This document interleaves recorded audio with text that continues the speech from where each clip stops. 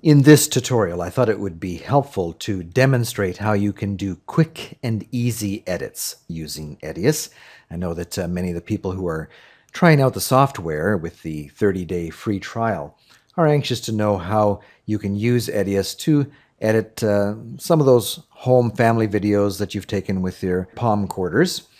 And so I thought I'd follow through with a previous tutorial where I downloaded some of the clips from my palm quarter and show you how to do quick and easy edits as I put together this little video of baby that I've been commissioned to do by my wife. You'll remember that we brought in the last couple of weeks of material shot on our palm quarter, all in one swoop, and Edius, using the source browser, went through and brought them into our bin here, and so now we have them showing up in our bin ready to edit. If you followed that tutorial and you have material in your bin, you can go ahead and follow along with this tutorial and make a nice quick and easy edit yourself using your material as you follow along. Now for this style of editing, I like to have the modes set differently than what I've actually recommended.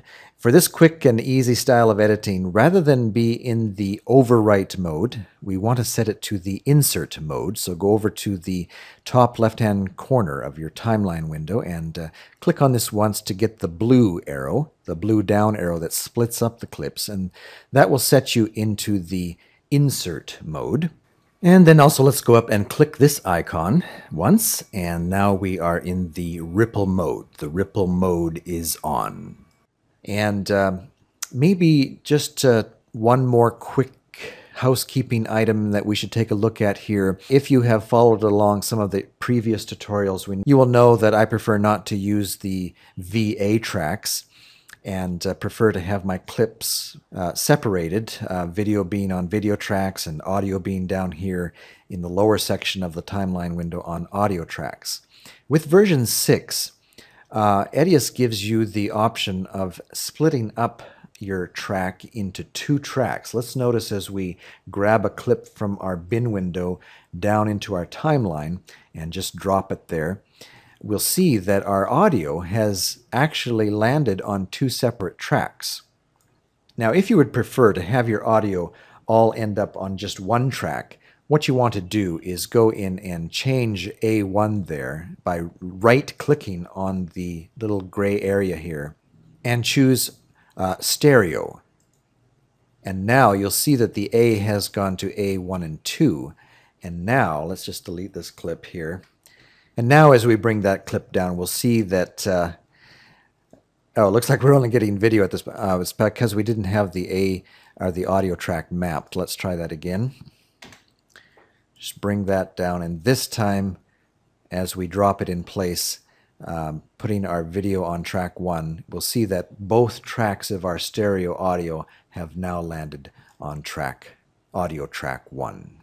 And so, if you prefer it that way, go ahead and make that change. Okay, now for this style of editing, rather than go through my clips one by one and taking a look at them in my preview window and choosing my in and out points like we've shown briefly in a previous tutorial, and then adding them to the timeline using the overwrite or insert to timeline button, and then going up and grabbing the next clip and doing the same procedure. While this is a much more precise way to edit, it is certainly not a very easy or quick way to edit. To show you what I do when I get back from a family event, maybe a birthday party, a baseball game, picnic, whatever, and I've shot an hour or an hour and a half worth of material, and my friends and family are anxious to see that video up on the internet. Rather than take a day to go through that hour and a half material and edit it the way that I might normally edit a documentary, I will use this quick and easy style of editing. And how I do that is I go to my material and I simply select all of the clips and bring them down to the timeline at once. Now, actually, before we do that, let's undo that. Just in case your clips are not showing up in your bin in the order that they were shot, we might want to take a second and make sure that they are showing up in the order that they were shot. go ahead up to the very top portion of your bin window here and right-click in that area and look for an option called Record Date Time, and select that, make sure it's on. And if it shows up out of sight, maybe over here, you can grab any one of these fields and bring them over across to be closer to the clip itself. And you can also reveal more of the information by grabbing a hold of the divider there and sliding it across to show all of the information. And now as you click on this, Edius will go through your list of clips and sort them according to the date timestamp that is in the metadata of each clip that your camera applied to each clip each time you shot. So now when we bring in our clips, and we can select the top one there, slide down to the last clip, and holding down the shift key, hit the last icon there, and now all of them are selected. You could also do Control A to select all of them. But now with all of our clips selected that have been shot over the last couple of weeks of new baby, we can simply drag and drop that down to the timeline. Point your mouse to track 1, video track 1, and Edius will bring that group of clips down to your timeline. Let's collapse our timeline and see that indeed all of the clips have made it. Now, currently, because they're kind of lit up, that indicates to you that all of your clips are selected. And what we want to do is deselect that just by clicking any area outside of the clips, and now they're deselected. So let's go in and take a look at our first clip and play a little bit. You see that the camera is just a little unsteady there at the beginning. So let's go into the clip just a little bit. You'll notice that as you move the clip along, that even though your settings in the preview window may be set to show only the single mode, that as you start to make edits and trims on your timeline window, Edius will actually go ahead and turn that single view preview window into 2. We'll see that better demonstrated as we go along. But we get to a point where the camera starts to become a little stable there. And what we probably want to do is add a dissolve up from black to start out our program. And how we can do that is create a matte, a black matte. And so go up to your bin here. And at the very top, you'll see a little icon of some color bars there. Just go ahead and click on that. You'll see you have 3 options. You can create color bars, you can create a color matte, you can create a quick title using the quick titler tool. What we want here is to create a color matte. And when you create a color matte, you can actually create any color you want. For our purposes in this tutorial, we'll just go ahead with the default black, hit OK, and Edius will bring in a color matte at the very bottom of your bin. And now we can just drag that down to our timeline. Now you'll notice as we place this on the timeline that because we have the ripple mode and the insert mode on, that it pushes all the clips down. But we can just go in and just drag that over so that it meets up with our first clip. If we want to make our black matte a little bit longer, we can just grab a hold of the end of that with our mouse and slide that out a little bit. And you'll see that as we make it grow, because of our mode settings here, that will push the timeline down. Okay, so we now have our black matte, and we go into our clip, and probably what we want to do is dissolve up from black. Now, because I have my default transition set to dissolve, when I use my keyboard shortcut to apply the default transition, I'll get that dissolve. Nice dissolve. Up from black. Now, if you don't have your keyboard shortcut set for that, or you're not quite sure how to do that, another way to apply effects is to open up your effects palette. Go and find your tab for effect. And the first time that you open this up, these might be collapsed and all you see is this one folder called effect. I'll just go ahead and open that and look down your list, which might be also collapsed. Look down your list for transitions and open that up, and probably what we want to do if we want to dissolve up from black is under the 2D transitions, look for dissolve. And then what you can do is just drag and drop it down to your timeline and place it in between any two clips that you want to apply the effect to. Let's maybe go and demonstrate that by showing how you can do that in between the next two clips. One thing to point out here is if you try and apply any transition to any two clips that are just butting up against each other, you have this one clip where it's running right out to the very end, last frame, and the next clip starts on the very first frame of the next clip, you will not be able to add a transition in this case. Edius will just have no material to make the transition to. And so if we try and add a dissolve here, for example, you'll notice that it just won't take. And you may wonder, well, what's up with these transitions? Why can't I add a transition? Well, the only way that you can really add a transition is to lose some of the material at the end of the clip. And we could now add a dissolve because Edius has enough material at the end of the first clip to dissolve it into the next clip, even though it starts at the first frame. So now if we added, say, the circle transition, Edius will go ahead and bring the first clip into the second clip with that transition. But ideally, you want to have some material free at the other end of the clip as well, so that Edius has material to work with your transitions. And so now as we drop a dissolve, there's enough material on both sides to add equal amounts of dissolve on both clips. Okay, so we've added our first transition, but as we go back here, we see that this clip is probably running way too long. In fact, it's a good idea to take a look at how much material you really shot when you get back from an event. And how you can do that is go ahead to the very beginning of your list of clips and hit the I key and set an in point. And then using this slider bar at the base of your timeline window, slide across to the other end of your clips. And if it gets to be too long and tedious, you can collapse your timeline a little bit, so that the slider bar doesn't take so long to get to the end. And then just by pointing your mouse to the end, you get the timeline cursor there, and then hit your O key for an out point. And then go up to your preview window and take a look at under duration, and it'll show you how much material you have there on the timeline, how much you have to work with, and it gives you an idea of how much you need to edit. In this case, I see that we have over an hour and a half of material of New Baby here.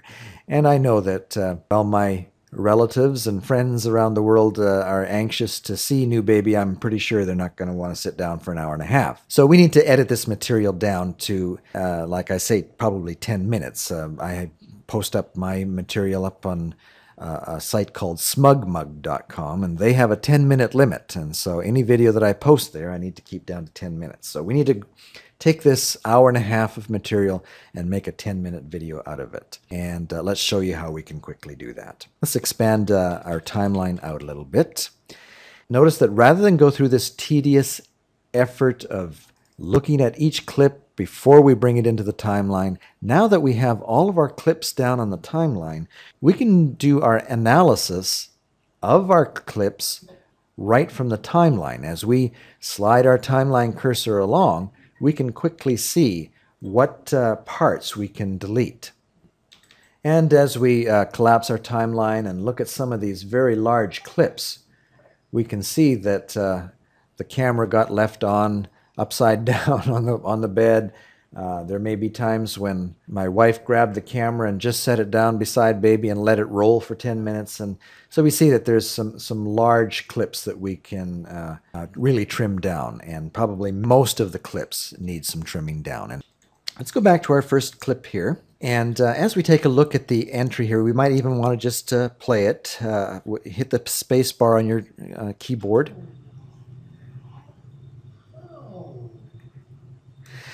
And we see that the first little bit is fairly stable for mom operating the camera there, but it very quickly starts to get pretty wobbly there. So perhaps what we want to do is just take the first few seconds of dad interacting with baby there and then start making our edit point from there. And how we can do that is just go ahead and hit the C key on your keyboard, for C for cut. You don't have to use a Control, Alt, or any other combination of keys like you might have to in some other programs. Just hit the C key itself. And that makes a cut in our clip. It actually divides the one clip and turns it into two. Now we can trim the second portion of that clip. And as you start to work with that clip, notice that our one preview window turns into two. And we actually see as we move along, as we're trimming, and by the way, how we do that is just point to the dividing area there with your mouse, and you'll see that the cursor turns into kind of a razor icon. And then as you click down with your left mouse button and start to scroll along, you'll see that the whole clip is getting shorter and shorter. And as you watch the second preview window, you're actually seeing the frames as you shorten your clip. And once it gets to a point where you might want to accept it again, see if we can find a stable portion of this clip, and we get a nice little smile from baby. So we can probably stop it right about there. Just let your mouse button go. And so now we've made our first edit. So we'll take that much of it and make another cut point with the C key. Now we've divided that clip up into 3 points. With our mouse pointing to the timeline cursor, we can quickly go through the rest of that clip and see if there's anything else that's workable for a cut to. Probably there's not much else left in that clip. So we can, with that portion of the clip highlighted by the fact that it's brighter than the other two portions of the clip, we can now just hit the delete key and notice what happens. Maybe just to demonstrate what's happening here, let's collapse our timeline a little bit.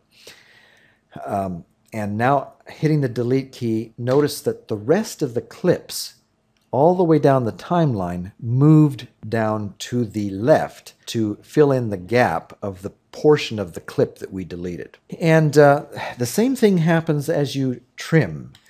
Let's maybe collapse our timeline again there. And notice as we trim into the next clip, using that method we described, notice how all of the clips down the timeline move in as we search for that next in point. Let's say we want to take it right about there. And probably we want to trim it just a little more.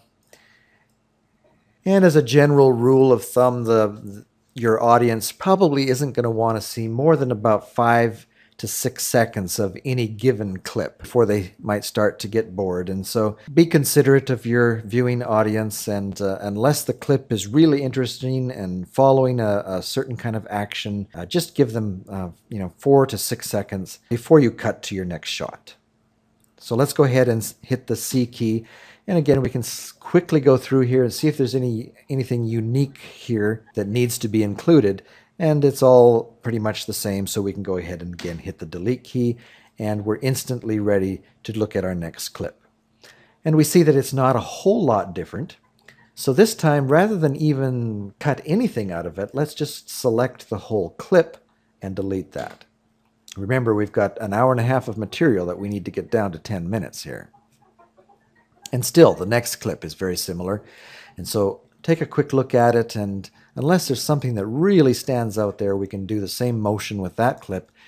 Select it by pointing to it, hit the delete key, and it's gone. Okay, we're now into something that's a little different, better lighting, and so we probably want to try and get something of it. We've got a nice smile right about there. So let's go ahead and set our timeline cursor right to the point where baby is about to smile. Hit the C key. Now, notice that the highlighted portion is not the portion that we want to delete at this point. This is where we want to start the clip. So what we need to do is select the previous portion just by pointing and clicking on it. And now as we hit the delete key, we're getting rid of that first portion of the clip. And now baby starts to smile as soon as we move to it. Probably just take it to the out point of the smile, hit the C key. Once again, quickly check to see if there's anything we should be keeping, and not really, so let's move on to the next clip. As we collapse our timeline down, We see it's quite a large clip and very similar to the one where baby's lying on the bed there with the big smile. So we'll probably go ahead and delete all of that as well. Now, most of these are baby on the bed and a lot of close-ups of faces doing pretty much the same thing. So it may be that as we're trying to get this 1.5 hour of video down to 10 minutes, it may be that we want to delete several clips at once. And so there's several ways you could do that. You could, by holding down your control key, select one clip, select another clip, and you'll see that 2 are highlighted now, and we'll select a third clip and select a fourth clip. Now 4 are highlighted. Now when we hit the delete key, all 4 will disappear. But there's perhaps a better way to select your clips, and that is with a lasso effect. Just go ahead and point to your clips just above, maybe on track 2 there. Hold down your your left mouse button there and drag your mouse down. And as you enter that first clip, you'll see that it becomes highlighted. But now as we drag to the right, we'll see that as we do, more clips light up and show that they are now being selected. And so there we have 4 clips selected. Hitting the delete key will get rid of that. So now we have a little bit more variety rather than these 2-3 shots of baby on the bed. We now have mom on the bed too with baby. And once again, that's probably way too much material. Even though it looks like a small clip on the timeline, depending on how you have your timeline collapsed or spread out, it may be difficult to know how long that clip is. If we actually bring our mouse cursor down into the clip and hover over the clip, we'll see a little box that pops up. And as you look to the very right portion of that information, you'll see that the duration is actually 17 seconds. Well, once again, our rule of thumb is we don't want to show more than 4 or 5 seconds at once of any given clip. So let's look for a good 4 or 5 seconds in here of this new shot. See the baby gets a little bit fussy there, so we'll maybe just take the first portion of this where baby is interacting with mama, and we don't necessarily want the first few seconds, so let's go ahead and grab the end of that again and slide that in. All of our clips come down. We get to the point right about where we want to start our clip and take about 4 or 5 seconds of it, and again with our C key, make a cut, and it automatically highlights what we want to delete, so we just have to hit the delete key to get it out. So now we go from the wide shot to a close-up of the same setting, and we get a nice smile out of baby about there, and so we could probably cut it about there and hit the delete for that. And that's very similar. Now if we see that your next clip is actually a better close-up, what we could do is go ahead and delete the first clip, and now we've got a cut to a better close-up of a nice smile. And so using this approach, this method, you can see how you can very quickly go through your material, trim it down, cut out whole clips, cut out groups of clips, and as you make your trim, all of the clips from the rest of the timeline automatically come down as well. Make another cut here. Okay, some nice shots of bath time. Let's say that we wanted to show this bath time shot much earlier. What we can do is very simply grab a hold of that clip, point to it, and drag it down the timeline. And let's say we want to position it right here. Just let your mouse go. It'll now bring that bath time shot to the point where we want it on the timeline, and everything else is shifted down. So you can very easily rearrange your shots if they don't need to be in the exact order that they were shot. If for interest's sake you want to break up a lot of close-ups of faces with other interesting material just to kind of break up the feel of the video a little bit, you can easily reposition clips this way. And just for your reference, probably something you should know is that when you do delete a clip from the timeline, it's not deleting it from your hard drive. And so at any point, if you should decide, oh, maybe I should have had that clip in there, you can go back to your bin, find that clip, and drop it now into your timeline anywhere you like, and it'll push all of the rest of the clips down the timeline. And now you've inserted that missing clip that you've deleted back in to your timeline. And now, most family videos probably wouldn't be complete without adding some music. And so let's go into the music folder that we brought in a previous tutorial and look for that folder that we had set up for children's music. Let's see, where was that? Kids music, we called it. And here we see we have some music that kind of has a feeling of kids. Let's take a listen.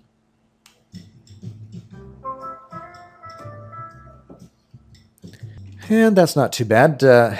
Let's go ahead and apply that to our sequence. And you can do that just by simply dragging and dropping down to audio track 2. Now we see what happens when we have this insert mode on. When we place a piece of music or other media on any track, it will push all of the media down. So in order to apply our music without pushing everything down, what you want to, let's just undo this. Hit the Control Z key for undo. There's actually a couple of ways that we could do this. One is we could simply turn the insert mode off and get us into the overwrite mode. And now if we brought our music in and dropped it on track 2, it's not going to push anything down. And we'll be all set. We can start editing more to the music. Another way that you could do it without changing your mode, let's get back into the insert mode with the blue dot there.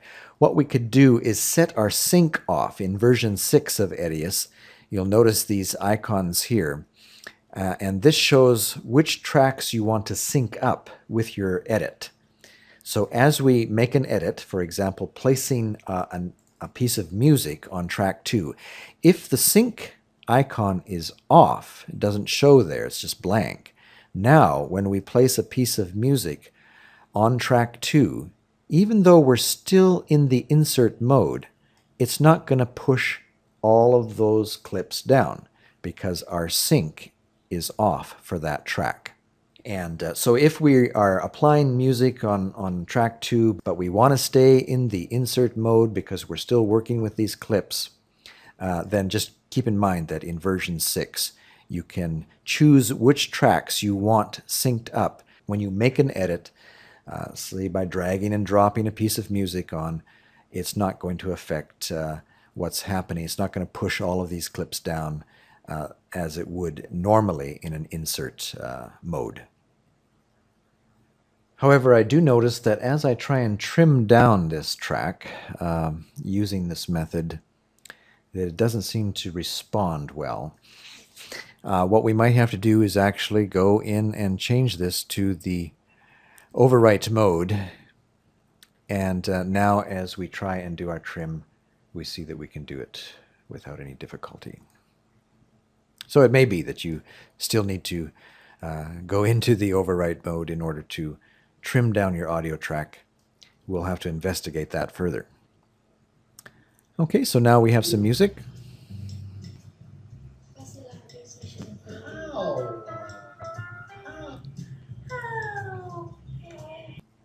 Now, we'll spend a whole tutorial working with audio and showing you the fine tuning that you can do with audio. For now, just know that this icon here opens up an audio mixer and allows you to go in and manipulate the volume for the whole track rather than for each individual clip.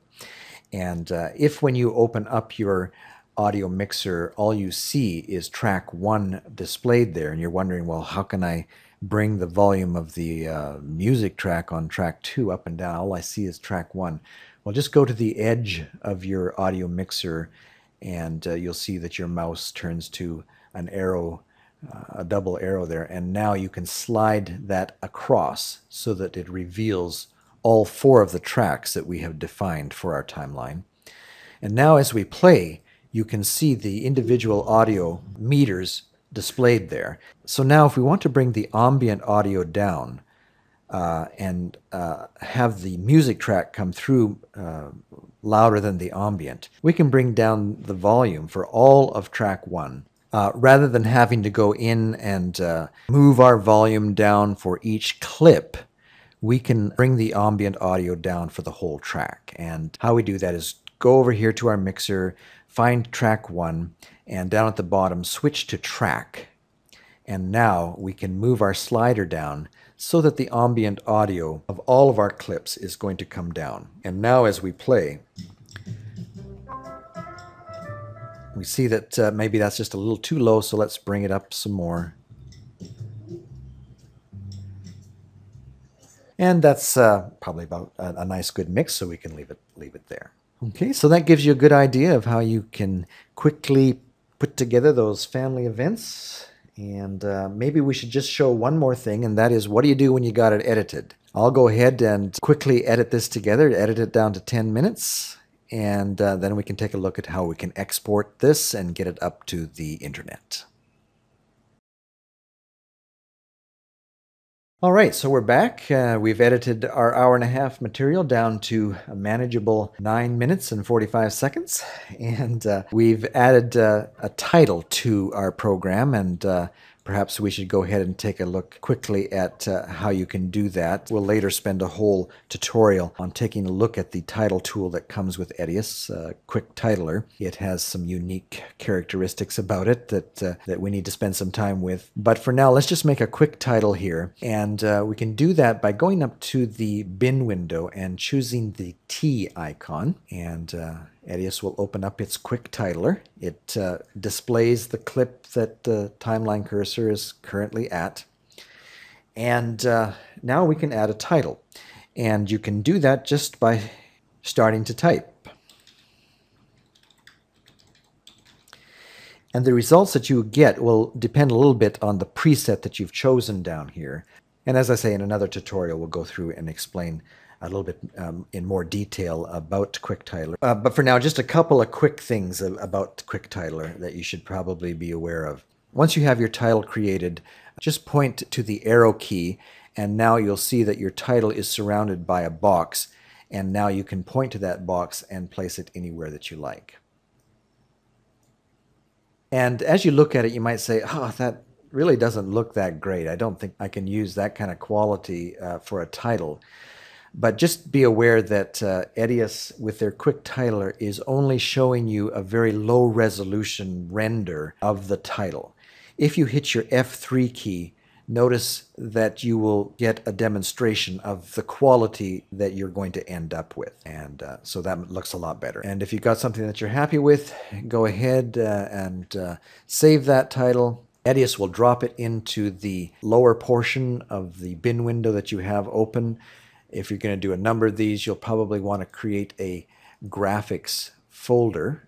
If we haven't already, let's see, it doesn't look like we have. So just point to your root bin there and create a new folder, graphics. We can drag that into graphics, and now it's not so likely to get lost in a random bin somewhere. And now what you can do is simply drag that title from your bin down to your timeline, place it on video track 2. Probably what you want to do is just put it right above your color mat there that you started at the beginning of the video.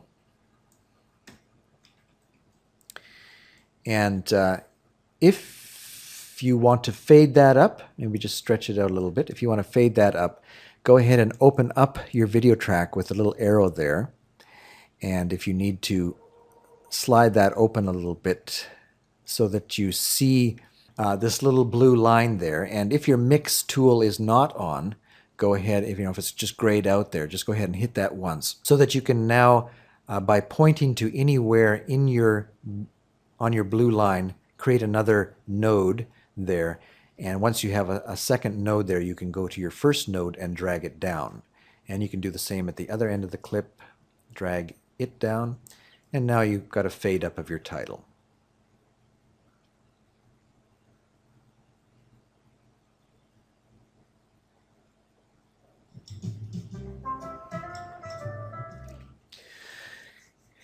Okay, so there's a title, and if you're looking at that and say, oh, I really wish that was more centered, just double click on your graphic, and that'll open up your title. With your mouse, choose the arrow key and select your box, and now you can drag it so that it's more centered. And then just hit the X key to close out your quick titler. Edius will ask you, do you want to save your change? Hit yes, and now your title is more centered.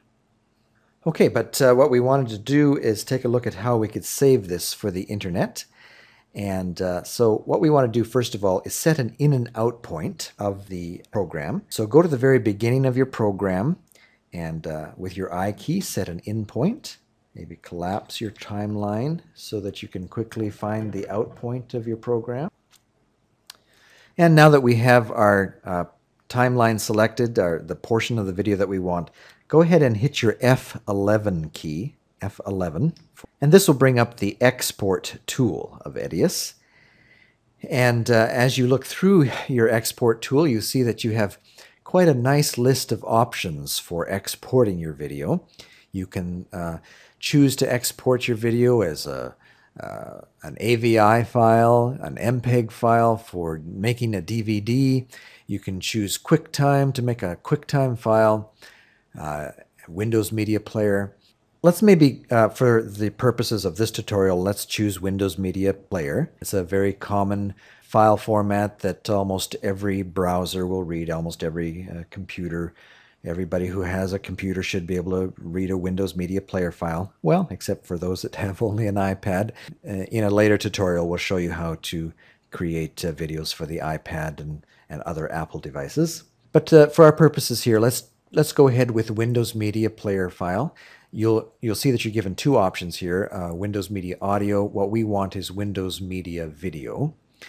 Now, before we move on, notice that there's a little box here in Edius version 6 that says Export Between In and Out. This box needs to be checked.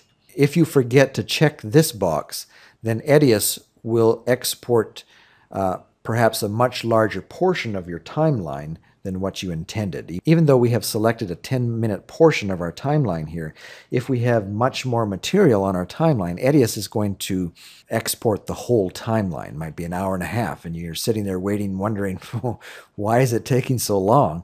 Well, in Edius 6, you need to have this box checked if you want to export only the selected portion of your timeline. So make sure that's checked. Now we can go on to export. And here we can play around with a few more settings here. If you are placing the video on your own website and you know that you have relatives that are going to want to see this video that may not have a very fast internet connection, you're going to probably want to give a pretty low bit rate for them. And so what I would recommend, first of all, I like to have the image quality up quite a bit. Say, let's put it at 90. You probably want to change your picture size to something much smaller, say 640 by 360. And we're going to want to change our bit rate down to probably something more along the lines of 800 to 1000. Let's go with 800. And now with these settings, it should be much more accessible to Grandma and Aunt Phyllis who may have a much slower connection speed. However, if you know that you're placing your video up on a site like YouTube or Facebook or smugmug.com that will take your video and resize it and re-encode it to their own peculiar codec and their own settings, or for example, in the case of SmugMug, might re-encode your video 4 times and select different bit rates for different people who have different internet connections.